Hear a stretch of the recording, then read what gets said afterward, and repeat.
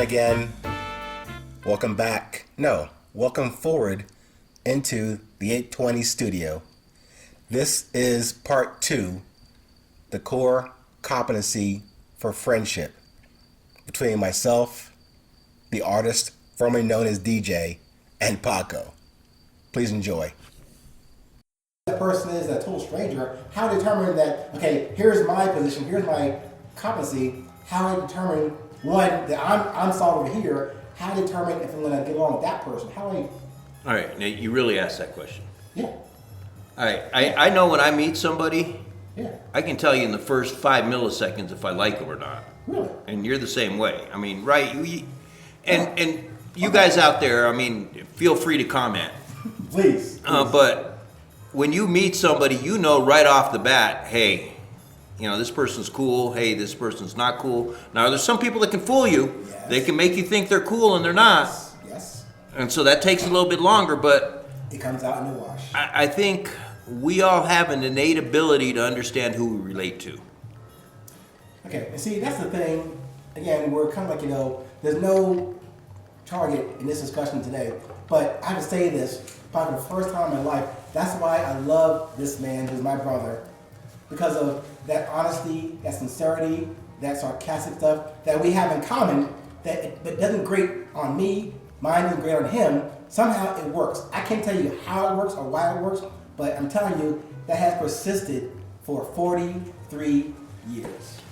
And actually, your listeners are in for a real treat today, because this is probably one of the few conversations that you and I have that's serious, right? I mean, we're not sitting here making fun of each other. We're not cracking jokes. We can do all that, but this is one of the few conversations that Ming and I have had over the 43 years. That's true. It's actually a fairly serious conversation. It is. We gotta stop doing that shit.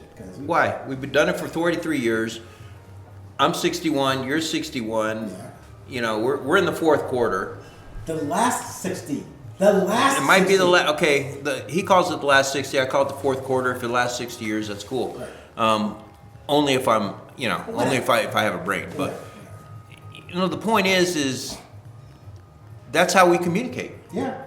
You talk about core competencies. Yeah. That's how you and I communicate. I know. But again, I'm just surprised. I was talking about the thing about being surreal, unreal, yet it's real because here we are together in your town, living not far from you, and having the time to either talk for hours, maybe in and out in a 5-minute discussion at your office, or whatever. But we never stopped this conversation. It never stopped. Even though, let me give you some context out there. We graduated in '84. Of course, now keep in mind, we're dating ourselves here by saying this 40 years ago. We didn't have back in the day cell phones and pagers and shit. We didn't have any of that stuff. But somehow, even we left West Point in May 23rd, '84, I didn't see him again until sometime like '88 at Fort Bragg, North Carolina. We ran each other but somehow we never lost contact. Those of you that are listening that are old airborne troopers, we ran into each other on our dens. Yes, sir. Up in the morning for the break of day. I don't like it, no way. Running 5 miles on the airborne track. That's it. But there was a break. There was a, and was it 80? Yeah, it was 88 or 89. 88. And to give you the depth at which we'd fallen out of touch, Ming had been married and divorced. But I was married, but still married. Yes. To my ex-wife. Right. But Ming had been married and divorced, and I didn't even know. It was not important. It was not critical. So let me ask you a question. Yes, sir. How is a marriage not important, right? You got married. You felt strong enough for this other individual to say, I do. How is that not important? I will tell you. Because here I was. Actually, I wasn't divorced. I was still married when he met me in 88 again. However, I was married. Well, you weren't living with her. No, well, we were deployed all the time. We were never there. We were deployed. Okay, you got me there. But However, the reason was, here I'm a captain, getting ready to be a coach. And it was 89. Shut up. No, it was 89. No, I got the 88.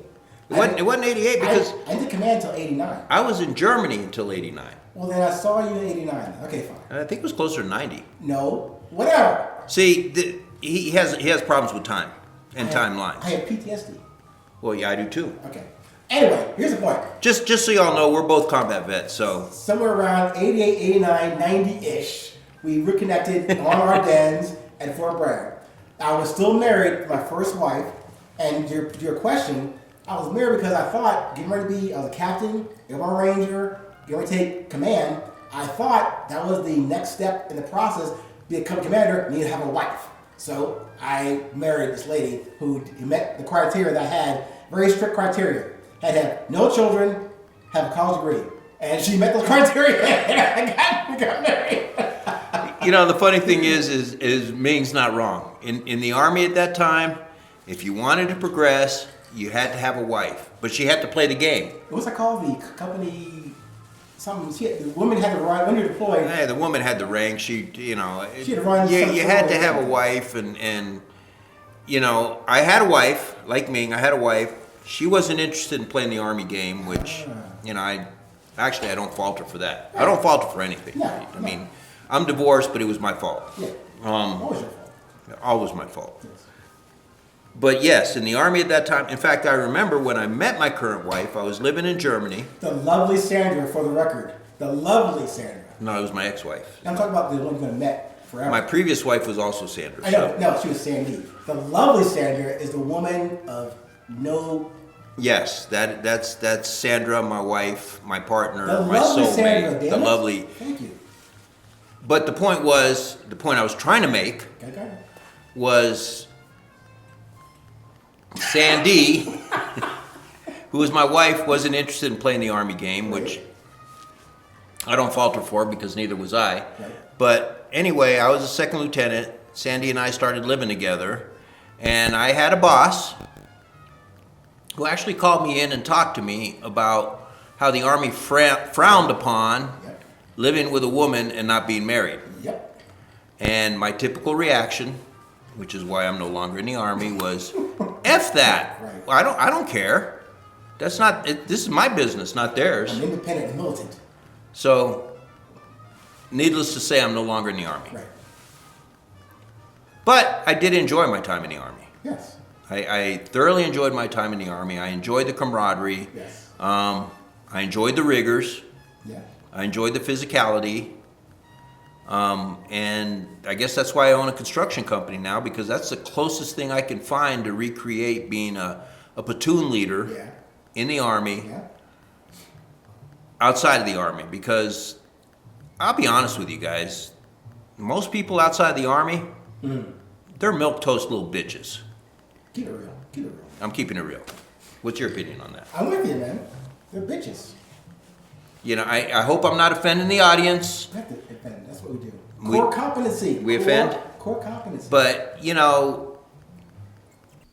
Yeah, I probably should have warned you about Paco and I tending to ramble and joust and kid and go off the rails on certain things, but I should have warned you. But hopefully you're not only enjoying the conversations that my brother and I had in a serious yet somewhat contrary fashion, but I hope at least it gives you some more insight about how we share, he and I share a core competency about seeing ourselves through situations, seeing ourselves into situations, but also always moving forward with positivity.